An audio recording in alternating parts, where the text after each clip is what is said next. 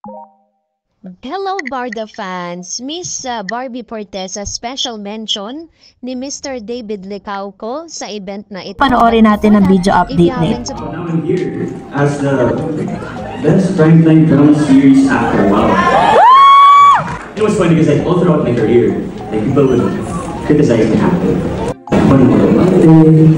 Sana hindi na maging actor. Sana puro pa cute, di ba? At least cute. I am up here because I had a dream, and I didn't let anything or anyone stop me from chasing my dreams. There were a lot of sacrifices, a lot of challenges, a lot of failures along the way. Pero, nandito na naman. So, yun lang, it's time to keep on going, keep on working hard. And sa lahat ng mga nandito, if you have a dream, please sacrifice for it. Please, favor lang. And don't let anything or anyone stop you from chasing your dreams. And learn every day and stay consistent. It won't be easy at the start, but if you keep on working hard and keep on studying, stay consistent, and try to learn every day, 1% every day lang, pwede na. You'll get it. Thank you so much again to Latin Ustawa National Media Awards for recognizing my cuteness. For my hard work. Joke lang po. Tapos, also thank you to GMA7 for believing in me, to my Spartan family. Miss Annette, Miss Joy Marcelo, Miss John Navarro, to my handlers up. Thank you so much. And to my co-manager Arnold de Garcia, well, of course, the whole production team of Pulang Araw, kila Miss Edwin, kila Miss Shiggy, salamat sa pag-aantay sa akin kapag ako late. So, pero hindi mo ako naman sa ito, di ba?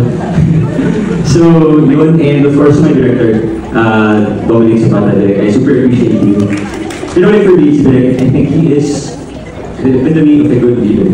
You know why? Because I feel like he leads everybody in a different way. The way I need it, probably the way Alan needs it. So super appreciate you guys. Kasi ako mga type na I need validation if I'm good. And in every scene, he would show me na did a good job. You know, and super appreciate you guys.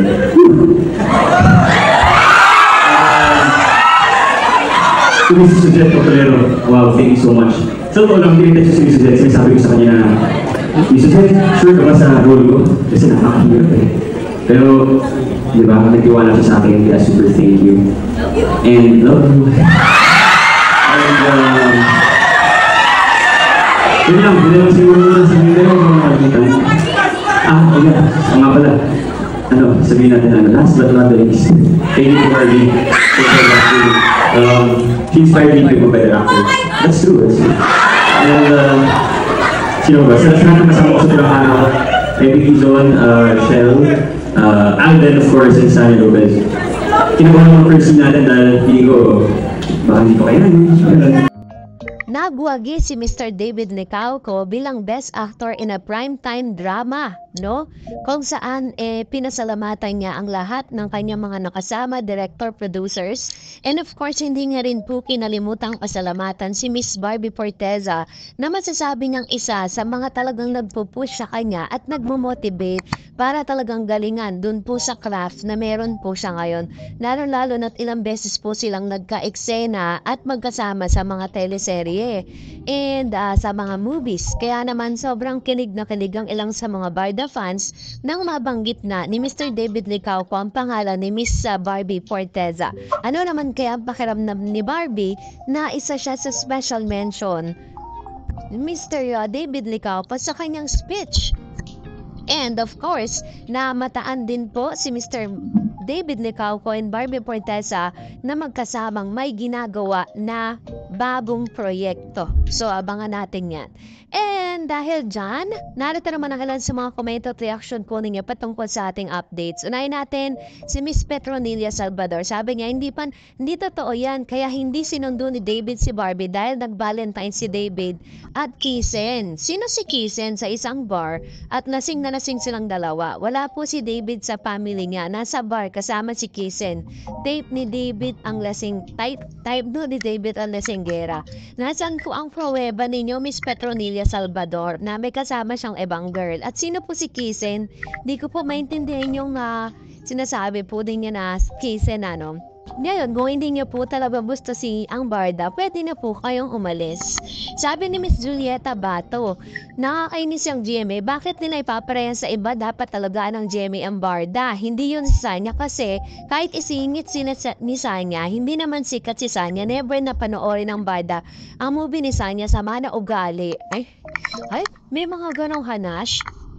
But anyways, so ganun po yung ilan sa mga komento. No, hindi pa man na ipapalabas yung movie ni Sanya tsaka ni Mr.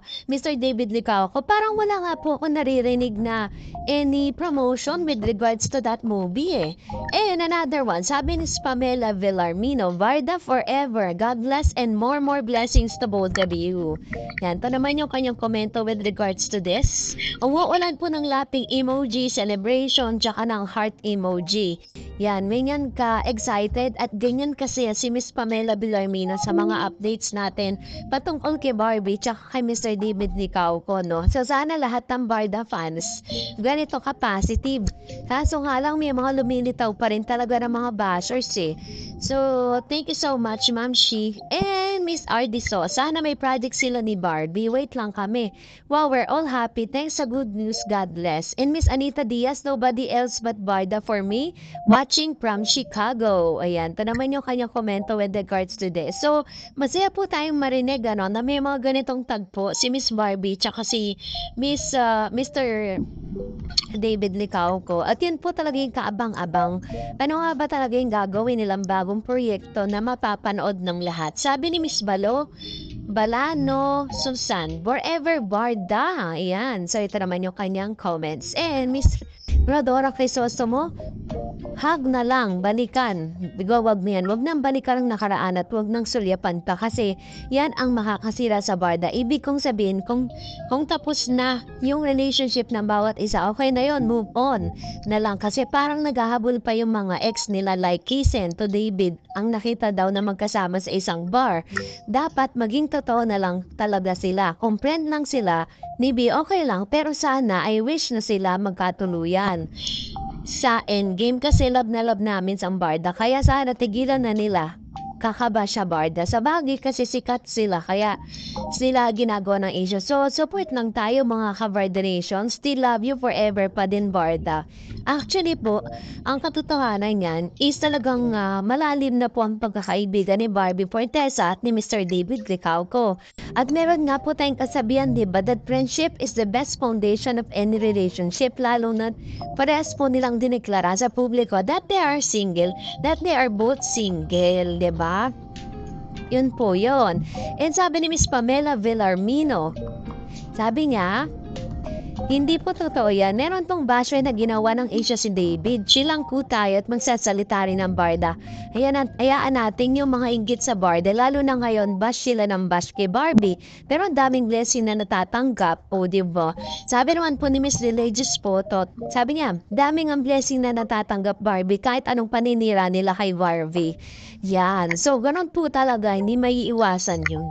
So, that's it for today. For more videos and updates, please don't forget to like and subscribe. And please don't forget to follow my Facebook page, Dar Eds TV. God bless everyone!